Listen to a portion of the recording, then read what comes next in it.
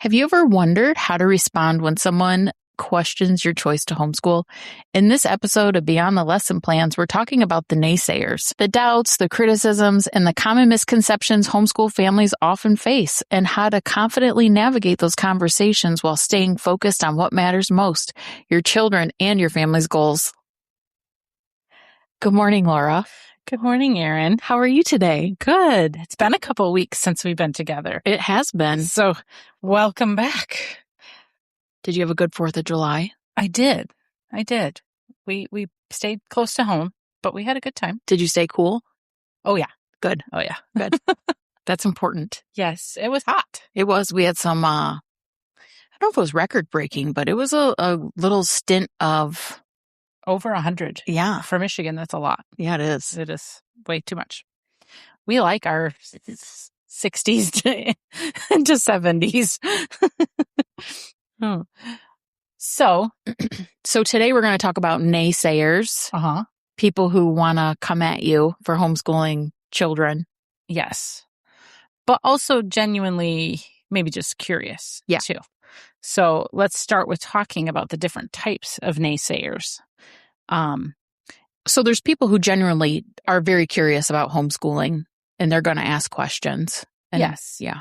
But they're usually coming at you with not like coming at you, but they're coming to you with a sense of curiosity. Mm-hmm. They're not coming at you with a, why would you ever think about doing this? This is ridiculous. It might come off that way because it may be like a new concept to them, or they've seen, maybe like you're a weird homeschooler, so then they're really like, why are you doing this? Yes. And they may be so unfamiliar with any sort of track record that they're coming a little bit more aggressively.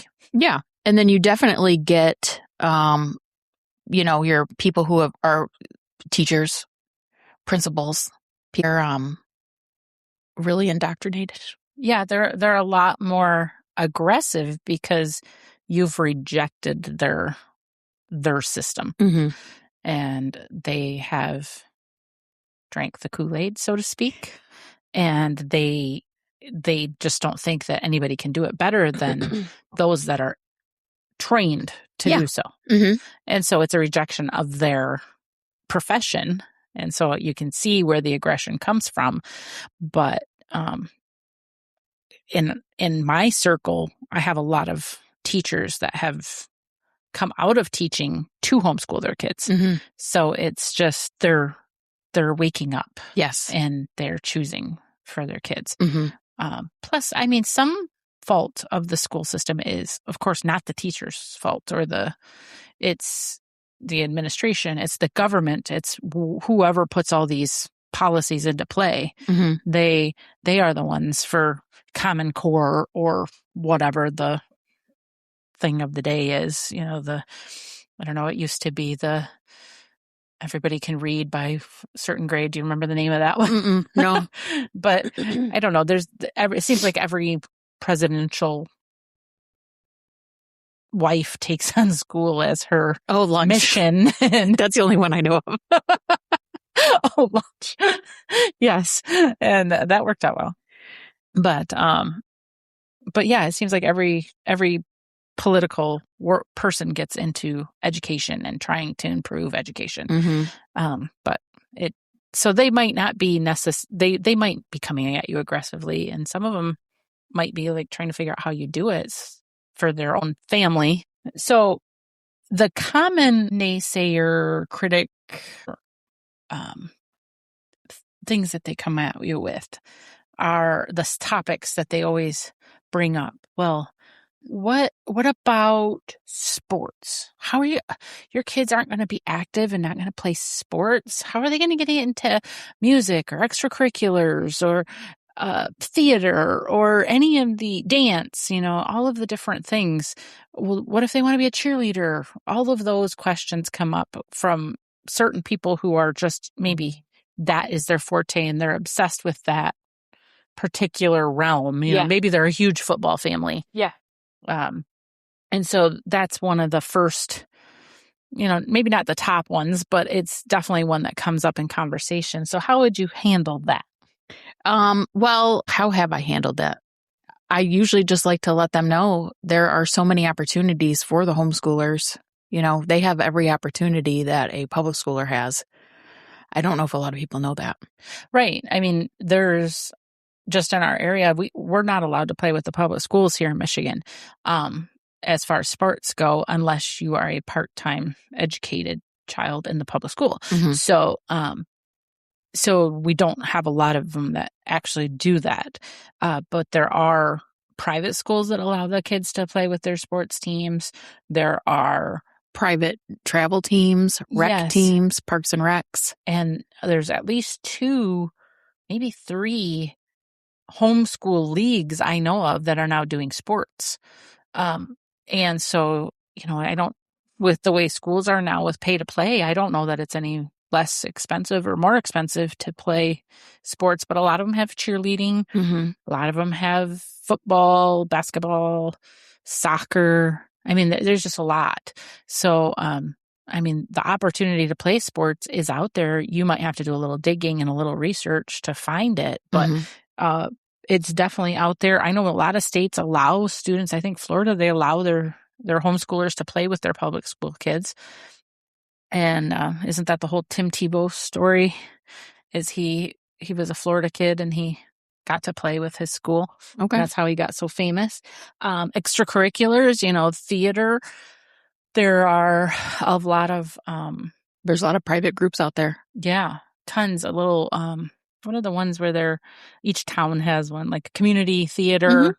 There's strictly children's theater programs. A lot of churches have fine art programs. So, you will find it if you put your effort into it.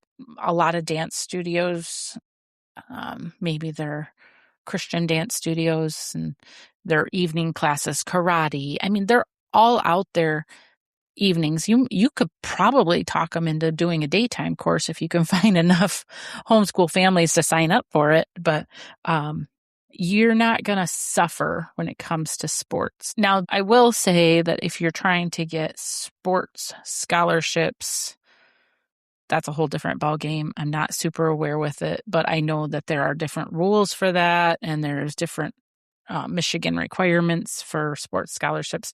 So that might be something that you need to look into. But I know a couple families that have put their kids in part-time. Maybe they went to the tech school and did tech school machining program. And then they went to the public school for an hour for study hall. And then they were considered a part-time student enough to play. So scholarships at college may not be available if you didn't participate in public school? I think it's MHSAA requirements are different than I think they have specific requirements. Okay. And I don't know much about them. That's something you'd have to research on your own. But I know Michigan's kind of stinkerish about that because they don't want homeschoolers in the public school. And I don't think that anybody has really fought that to the level that they want to get involved with the state. Okay. So I don't think that it's been that big of a deal. What do you say when somebody comes up and says, well, what qualifies you? You're not a teacher. I just let them know you don't need a teaching degree to teach the kids. And I think that surprises some people. And I just let them know, like, you learn alongside your kids. You buy the curriculum. There's a teacher guide. It tells you what to say. You learn with them. Mm-hmm. Very true. Yes. If you look at some of the statistics, they have found in the National Homeschool Education Research Institute, we'll link this in our show notes, but they have found it did not make them more successful because their parents were teachers. So the how the parents were educated didn't make a difference in the results of the homeschool child. That makes more sense. So who did this study? The National Homeschool Education Research Institute. So if you're leery about getting information from a homeschool group about homeschooling statistics. Correct.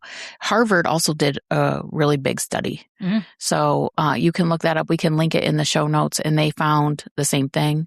Yeah. They found, the homeschool kids are better academically, well-rounded than the public school kids. They're better, they're more well-rounded after school in their jobs, socially, all that stuff. So yes. But I just thought it was interesting that no matter the parents' level of formal education, that they were able to turn out homeschool students that were performing better than traditional schooling. Yeah. So that's proof is in the pudding on that one, as far as, you don't have to have a teaching certificate, and you don't have to be high educated to perform well and turn out successful homeschool students. Well, what about when people come to you like, well, how are you going to teach them higher math? What about trigonometry? You guys were a big math family. Yes, did well on our own for a long time, but then it got to be too much time. And so we took an online class. We went to teaching textbooks, which takes you up through pre-calc, and they may even be working on higher. I don't know anymore, but usually pre-calc is good to get you into calc in high school or college, or wherever you place when you get into college. But I don't think that, there's so many options of online math now that I don't think you even really need to teach math. You can, you might have to reinforce some things, but I know like Mr. D math is live sometimes. When you say you don't need to teach math, you personally don't need to teach it. Yes, yeah. You need to teach math. The kids need to have math. As the subject, yes. But like you personally might not have to be the teacher for math. Yeah.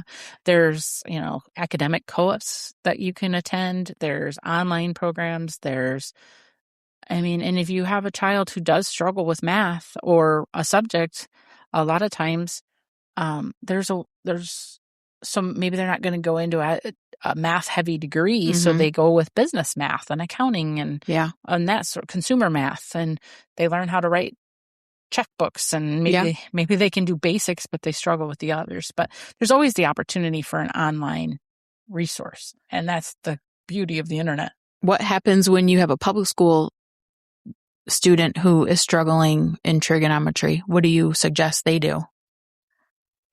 Get a tutor. Yep, exactly. So we can do that as homeschoolers. Yes. And like what you said, if your kids aren't going into a, where they need to study the sound waves and the angles and, that stuff, why we don't need to teach them trigonometry. It's not a requirement. Let's, like you said, consumer math. Right.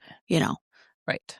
And I do think that it is good for kids to have, in my opinion, I think you should go up to at least Algebra 1 and geometry, because I feel like those are, if they were to decide later in life that they want to go into a different career and they have not had them, that's where college starts, So I think it would be really hard to go right into any sort of college remedial class even. So for me, my rebuttal to that would be, if you're not using it, you don't retain it. So if you've decided to do a career change and you're going to go into astrophysics, I feel like you're going to have to kind of start from the basics again anyway. You don't retain all that. I don't know. I think you do retain some. I think you have muscle memory because, I didn't use algebra from the time that I took it to the time I taught Bobby it, but I still remembered, how to do a basic algebra problem. So I think there is some muscle memory, but I think it's, the book is there too. The teacher guide's there to remind you. Yeah. I feel like your kids definitely should have some base of it.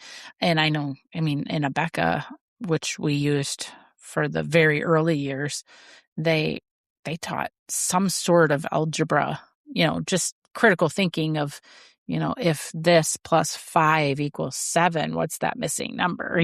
Right. So there is some basic from the beginning. But I do think that as far as you being qualified to teach it, there's resources around, just like finding the sports teams, just like finding something else, you can find support.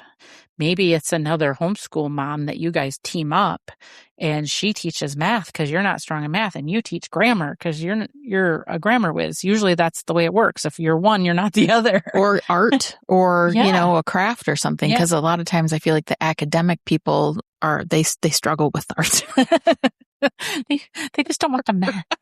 Exactly. They just don't want the maths.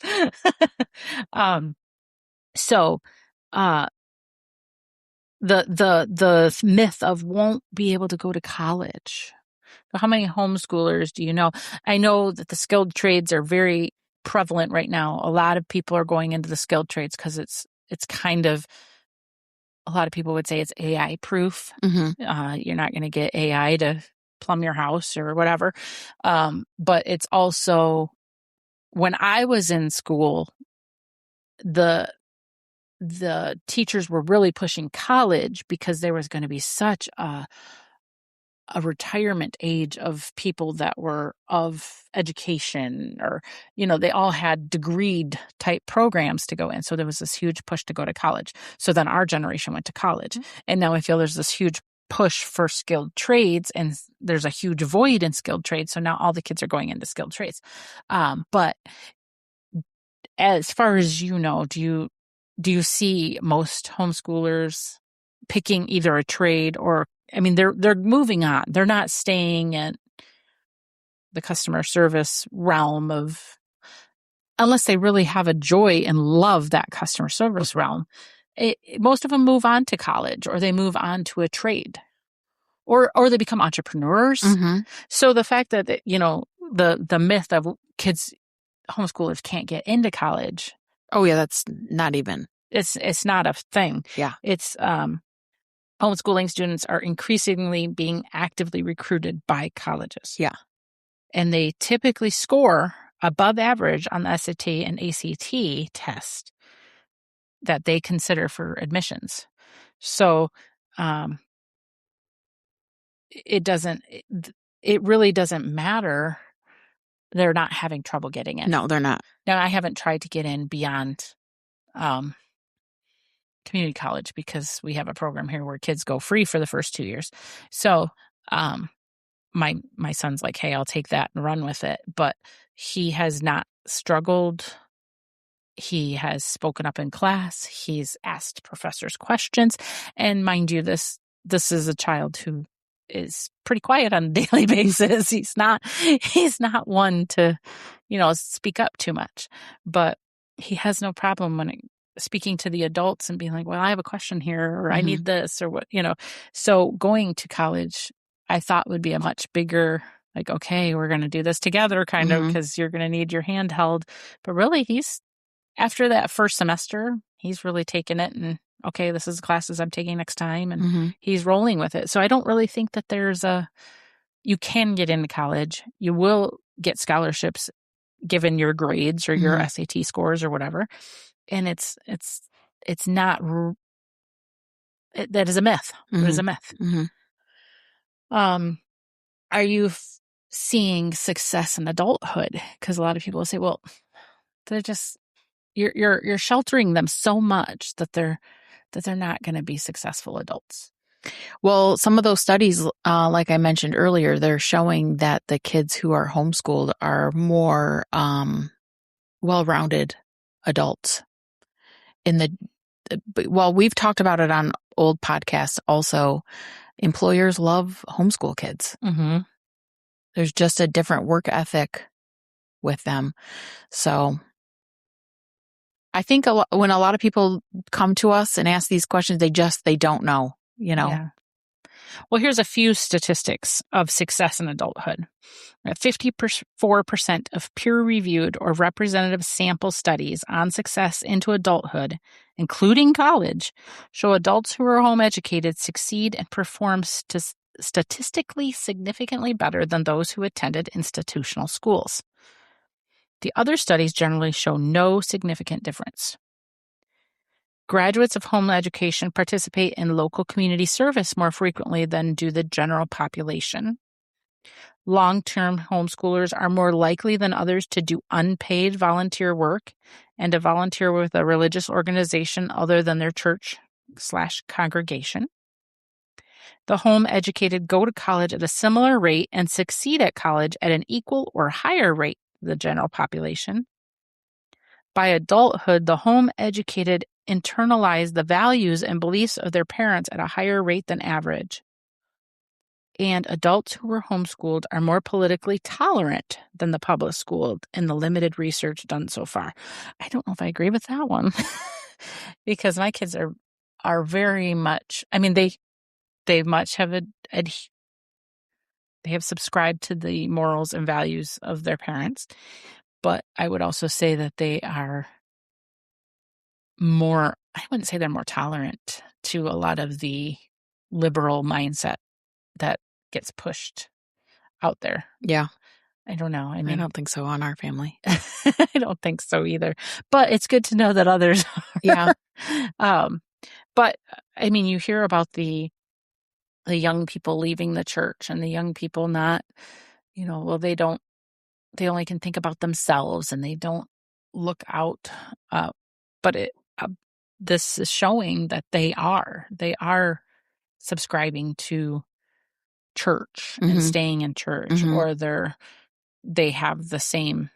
A lot of kids reject their parents' morals and values when they get older, but I think because they see it, they live it, it's every day with them. They're not just put in and pulled out. Yeah. That it's more of a ingrained into them, maybe. What would you say to only religious extremists homeschool? People, what I say to somebody who's like, why would you do that? You're not religious, and only religious people homeschool. I don't know, because I'm religious. But, I was thinking it'd be interesting to have someone who's non-religious talk to us about why they're homeschooling. But, it's interesting because there's such a little shift happening. I think back in the old days, you saw your liberal Democrats refusing vaccines and refusing pesticides and homesteading. They were like little Woodstock free spirits, right? And then now we're kind of jumping on board of that, and the flaming liberals are like so pro-government, pro-vaccine, pro-public school. Have you seen that shift? Do you see that at all? I see what you're saying. Yes. Yeah. I haven't really paid attention to it, but I see what you're saying as far as, every homeschooler wants a homestead now. And Yeah. They want chickens. Yeah. And they want to raise their own food, and they want to be aware they're the crunchy families or whatever. But I do think that the secular world is exploding when it comes to homeschooling, because they still see the fallout of the public education system. And private schools are usually religious in some nature, so they don't really want that either. Right, exactly. So if they're rejecting the public school, then their really only alternative is homeschooling. So it is interesting. Now, on the other coin, what do you say when someone tells you that, oh, well, you should have your child in public school because they're Christian kids and they need to be the salt and the light in the Christian school, in the public school? It's not their responsibility as children to do that. I mean, of course, we want them to do that, but that's a big responsibility to put on a kid. I struggle with it as an adult, as almost a senior citizen. You are still close to a senior citizen. What are you talking about? I struggle with it. So to put that on a kid, that's not their responsibility. Yes. I always said that Jesus didn't pick children as disciples. Yeah. So therefore, I don't want my children to have to feel that responsibility as ones in the school. Yes, I want them to be the salt and the light. Yeah. Wherever they go. But the public school realms is not conducive to that often. And so it's easier to bring them home, teach them the morals, the values, everything, and then release them into the world. And I do think you need to give little bits of the world at a time to your kids. like a job or, social media access. yes, something at little bits at a time where you can kind of oversee that as they get older. But the whole argument of salt and light in school, most of the people who say that were not salt and light when they were in high school. Yeah. And but they want that of their children. So what are they doing differently than their parents did that, that they think that they can do that? Yeah. I don't know. What do you say to people who say, well, how can you afford to homeschool? You can't afford to homeschool. How can you afford to live on one salary these days? Or how do you make it all work? You can't, this one seems to be a very common one you might get from a family member who, you say, oh, I'm going to quit my job and I'm going to homeschool my kids. And they're like, well, how are you going to afford that? Mm-hmm. So what would you say to them? You have to make sacrifices as a family. You got to go through your budget and you have to come up with a game plan, but there are also 2-income families still homeschooling. They are just not homeschooling during your traditional hours. They might be homeschooling in the evenings and the weekends. Mm-hmm. There are quite a few we know that make it work. Maybe mom works when dad's home. Maybe they do still have 2 incomes mm-hmm. coming in, but they make it work around the schedule of maybe grandma helps homeschool, or maybe an aunt, or maybe they team up with another home team family, or not a home team family, but just another homeschooling family, and trade off subjects so that one day mom can work and the next day another mom can work. Mm-hmm. But there are ways to make it work. You're right. You do have to budget. You have to be mindful, but it is doable. All of this is doable. And it's just a matter of how you decide to go about it. And so many things, we have an entire episode on this, sacrifices and investments. Yeah. And we go into that a little bit more in depth in that one. But it's choices. Again, it all boils down to choices. And if it's worth it to you, you'll do it. Yeah. Yeah, absolutely. So number one is always... It's always socialization. Yes. How are you going to socialize your children? Yes. So the number one reason is always socialization. And so what is the goal of socialization? Exactly. What is the goal of, if you were so I like to ask questions back to people. What is the goal of socialization? To see where their head is at. Is it so they can become successful adults and communicate with people, or is it for them to learn how to communicate with kindergartners? Mm-hmm. So I think we forget that we have children, but we're raising adults. We want them to be successful adults. So I would argue that your homeschool child is more socialized than a public school kid, because they're out with grandma, they're out with grandpa, they're out in the grocery store with you, they're at the restaurant, they're doing maybe community service projects, all while the other kids are in public school, sitting down, facing a chalkboard with exactly their own age kids, and they're not allowed to socialize. Yeah, did you ever get on your report card? Yes. Talking too much. Yeah. So I wasn't allowed to. Right. Research facts on homeschooling show that the home educated are doing well, typically above average, on measures of social, emotional, or psychological development. Research measures include peer interaction, self-concept, leadership skills, family cohesion, participation in community service, and self-esteem. 64% of peer-reviewed or representative sample studies on social, emotional, and psychological development show that homeschool students perform statistically significantly better than those in conventional schools. So that's almost 7 out of 10 kids. Yeah. 6.5. Homeschool students are regularly engaged in social and educational activities outside their homes and with people other than their nuclear family members. They are commonly involved in activities such as field trips, scouting, 4-H, political drives, church ministry, sports teams, and community volunteer work. The balance of research to date suggests that homeschool students may suffer less harm, abuse, neglect, fatalities than conventional school students. Adults who were home educated are more politically tolerant in the limited research that's been done. So, Also, speaking of, your village, people love, it takes a village. We've talked about this. Yes. And we will talk about it again in the future. But you get to hand select your village. You get to pick who you want your children to be influenced by. It's not left up to the government to decide and hope, that they're picking the right person. It's not the children in the classroom who's teaching them who knows what words, what images, you know what I'm saying? Yes. You can hand select how your child is socialized. Right. And so you had someone ask you how you were going to teach your child to handle bullies. I don't know. Listen, I don't even remember what I said. Let me think about how I said this. What, did school prepare you for being bullied in the workplace? And the argument also was you don't really get bullied in the workplace. Well, nursing is a huge a bullying problem. Okay, well, you being in school, did that prepare you for that? No, it didn't. She said no. So then okay, so tell me. So she refuted her own question. Yeah. It's okay.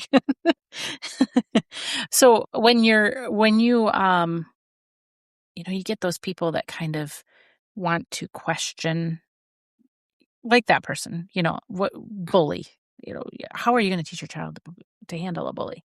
So if she came up, and we call it, go behind your back and asked your child, well, how is your mom preparing you for handling a bully? What do you think your kids would have said? I don't know. Would they have just blinked and like, what? It's such a weird confusion sets in. So I don't know if they would have said it. I can't imagine what Anthony would have said, but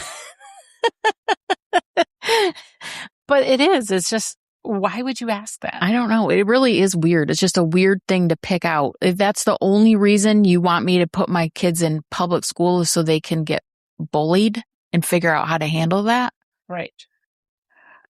Why is there bullying happening in public school? They have a no tolerance policy. They do not. They absolutely do not.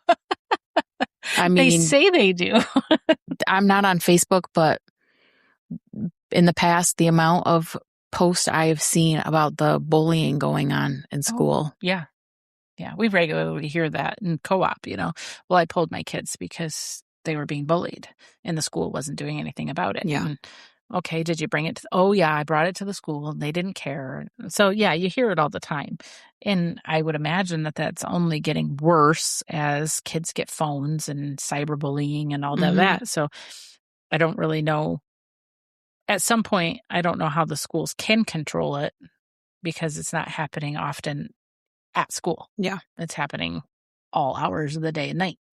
But so how do we respond to these naysayers and all of their common naysay? I like I said, I like to ask questions back. I like to try to answer their questions honestly, but if they're just going to continue to, push back, get snooty, you got to set boundaries. They don't have authority over you. You don't owe them an explanation. We're doing what's right for our family. And if they don't like it, kick rocks. Sometimes you do have to sever relationships that become just adversarial every time you see each other. And sometimes that is one, when we talked about sacrifices versus or investments, that was one of the things that you may lose some friendships over homeschooling choice. And, you can easily replace it with a good community of homeschoolers. But it's just, you will have to choose. Now, Charlotte Mason had a interesting article on how to handle, and she's much more tenderhearted and sweet approach than maybe we would have. But dealing with homeschool critics in your family via Charlotte Mason. And she had 3 ways to be prepared, to prepare your children. So be Prepare your children for the questions that maybe they'll get. Uncle Bill at Thanksgiving is going to come up and say, what grade are you in, Sally? Well, I know often we don't use grades. No. Maybe they're in 5th grade math and 3rd grade language, and maybe they're all over the board. But maybe give them. We do this every year. We take pictures at co-op by grade. And so I always have to post a couple days beforehand. Hey, moms, can you tell your kid what grade they're in? Yeah. Well, what's great about that is I know sometimes kids will, we have them go up to the stage to take a picture and they'll run back and forth trying to figure out what grade they're in. And they'll be like up on stage like, well, I'm doing 3rd grade math, but I'm in 4th grade reading. So there's been a couple years where we've had the same kid in 2 or 3 pictures. Yeah. He doesn't know which grade. So prepare your kids for those kind of questions. Maybe have a conversation here and there about, hey, Thanksgiving's coming up and we're going to see Uncle Bill, and Uncle Bill is going to probably question you. And so let's prepare you for that. And you could even tell Uncle Bill that grade levels is a public school construct and we don't participate that way, Right. But I think that's hard for a kid to say, not homeschool kids. What do you say when well, have you learned your multiplication tables yet? And maybe you haven't gotten there with your child, or maybe they struggle with math and they haven't gotten there. So what do you say to them? Well, you can say, well, we haven't gotten there yet, but what I am learning about is the Declaration of Independence, and this is what I love about it. Yeah. You just tell them other things that you're learning and what you're working on. Yes. And maybe you don't have a social child, and so maybe you may have to script that and role play that a little bit, because they may look at Uncle Bill with a deer in the headlights, and be like, "What? I don't know what you're saying, and I really don't want to talk to you because I've only seen you once this year." But so prepare your children and prepare yourself. Yeah, think about ahead of time what you're going to say, because then it won't take you quite as off guard. I had a friend who had many children, and the things that people would say to her when she was out grocery shopping with her children blew my mind, And I thought, what gives people these rights? But they just say it, it's, I think people are better about saying things to your face now. They're more keyboard warriors, but they definitely, so she kind of had to prepare herself for a few lines of comeback or something to say so that she didn't just fumble. Yeah. So make sure that you have something, and then prepare your smile or your fangs, your claws. Yes. So, sometimes, especially if you have a grandma or an aunt who's just relentless, and every time she's quizzing the kids, she's quizzing you, like, it's enough. Yeah.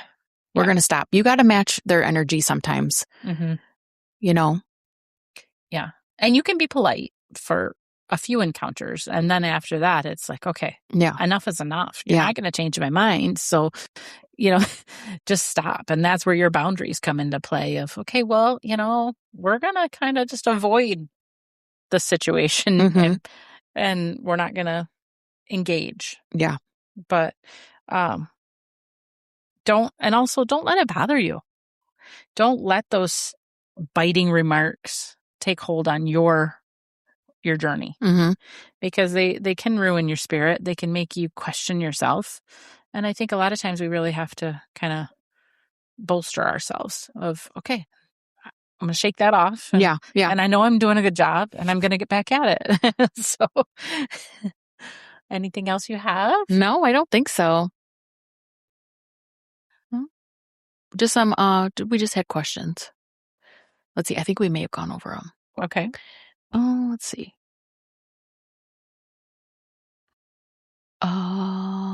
Kids need other kids. No, they don't. How do we handle bullies? How will they make friends? We talked about that. How will they... Kids need other kids. What do they need other kids for?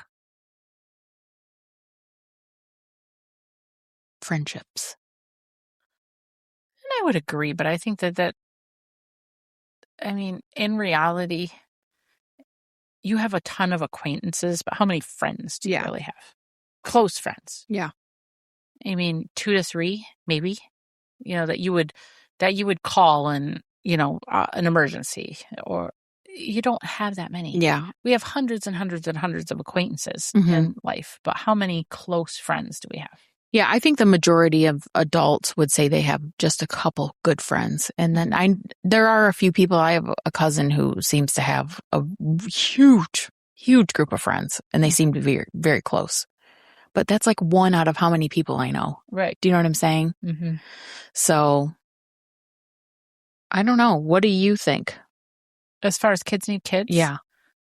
I think kids need siblings. I don't know. But not too many. I don't know. I always told my kids that they couldn't play with other kids if they couldn't treat their siblings right. Right, yeah. So I feel like they needed each other, and I feel like my kids are good friends with each other now. Yeah. So you can be more intentional about who your kids are hanging out with too when you're not in the public school. Because if you are at church or you're at co-op or, a sports team, you can kind of, encourage different relationships, get together with different kids or families that maybe align with your views. Where if they're in the public school, you don't know these kids. You don't know what their home life looks like. You don't know what they have access to. So it's a little bit harder. Mm-hmm. So it's not that they're not going to have access to friends. It's just that we have a little bit more control over who they have access to. Yes. Yeah. Because there was, even me, when we were growing up, my mom didn't just let me go to sleepovers at anybody that was in my class or, birthday parties. Yeah. No, it was only a couple. And that's because she trusted their families. Yes. Yeah. So I would imagine now it's way more strict than then, So, but yeah, kids need other kids. Yes, but it doesn't mean you're not going to have them either. Yeah. We have hundreds of kids in our co-op and they're all ages. You see our seniors hanging out with our little toddlers sometimes, playing with them in the park or, oh, will you come swim with me? Yes, I will. So you see the big brothers with the little brothers. Yeah. It's more of it's not the kindergartners only hang out with the kindergartners. It's more of a family dynamic. Yeah. And that's a good thing. So, you do have a second grader hanging out with maybe the 5th and 6th graders, they're learning maybe, how would I put this? Like they're learning maybe how to behave a little bit more maturely. Mm-hmm. And I'm not saying that they need to be wearing makeup and, whatever. I'm just saying just presenting yourself in a more calm fashion. Yeah. And I find, amongst homeschoolers, a lot of them do struggle with their same age group and having close friendships with the exact same age group because maybe they have all older siblings or they're an only child. So their sphere of influence is all adults. And so they struggle with the 14, 15-year-olds when they're 14 or 15 because their family is all much older. And so they're pulled up to that maturity level and not kept down at the 14, 15-year-old level. Yeah. Where I think public school or traditional school, even, I find this amongst private school too, is they're all kept within that same age group. So they function almost like a mob. Yeah. it's they trends, the whole 6-7 trend, just lives in that 5th-6th trend lives in my house. We have fun with that too. But it's just, certain things, they just kind of breed that immaturity or that age group. And so they maybe stay that way longer. Yeah. Yeah, they do. How about, I just don't understand why anyone would homeschool. Well, we just listed an enormous amount of reasons why we would want to homeschool our kids. Right. I mean, I just don't understand why anybody would want to public school. Yeah. I mean, so many of these things can be turned around. You got to pull the Uno reverse. Yeah. A lot of times on them. Just reverse it back to public school. Yeah. Or private school. Or private school. Oh, well, I don't know how you afford to homeschool. Well, I don't know how you afford private school. Even public school. Yeah. I mean, public school, pay to play, all that, sports, there's everything that's new expensive. School shopping, the classroom supply lists, I mean, there's the PTO fundraisers, it's a lot. Fundraisers. That's why I choose to homeschool. I hate fundraisers. So I'll be honest, and this is a little side note, but I used to get so mad when people would ask. I mean, I would always do it for my niece and nephew, but other kids, I just did not want to participate in their fundraising. Mm-hmm. I wasn't running around trying to raise funds for my kids' school, and we don't have any government assistance. I don't want any government assistance, but here these schools are getting thousands of dollars per student already. Mm-hmm. Of everyone's tax dollars, and then you want me to buy some wrapping paper? No. Or a candy bar. No. Or a candle. Or coffee or popcorn. I'm not doing it. Or poinsettia. Or a mum. Or geraniums. Or, I just think of all of the things that we used to, cheese and salami and, just all these weird things. And so, I don't know. That's a funny one, though. I'm going to have to remember that one. Why do you choose to homeschool? Well, why do you? Because I don't want to fundraise. Oh, that's a good one. But yeah, I don't really have anything else. I think we're, in reality, we all have our reasons, but I think being prepared for these kind of questions, especially when it's someone you're closely related to. I did not have trouble with my family because family before had already paved that trail. But if you have a mother-in-law or a father-in-law or a sister-in-law or a sister or whoever that just constantly is, questioning or quizzing or whatever, I'm like, that's another one I did get, actually, now that you mentioned quizzing. I remember people would be like, well, how are they going to learn how to take a test? Well, what kind of test are you taking as an adult? Right. I mean, I think we'll have a couple tests. Like, they probably have to take a driving test. Mm-hmm. I don't know what test you really have to take as an adult, but I'll make sure they get some practice in. Yeah. Okay. Well, and if you really, really, really want to make sure, most curriculums come with tests. That's true. Quizzes. They come, you can get them really prepared for that PSAT, ACT, SAT. You can take a standardized test if you choose every year. But the thing is that you have that choice. Yeah. You're not just teaching so that they can pass a test. Yeah. So there's so much more freedom. Mm-hmm. And so, we're here for questions. We're here for emails, any kind of contact you want. If you have comments or suggestions for other people on how to handle a critic, put it out there for us. We'd love to hear from you. But other than that, we'll see you next time.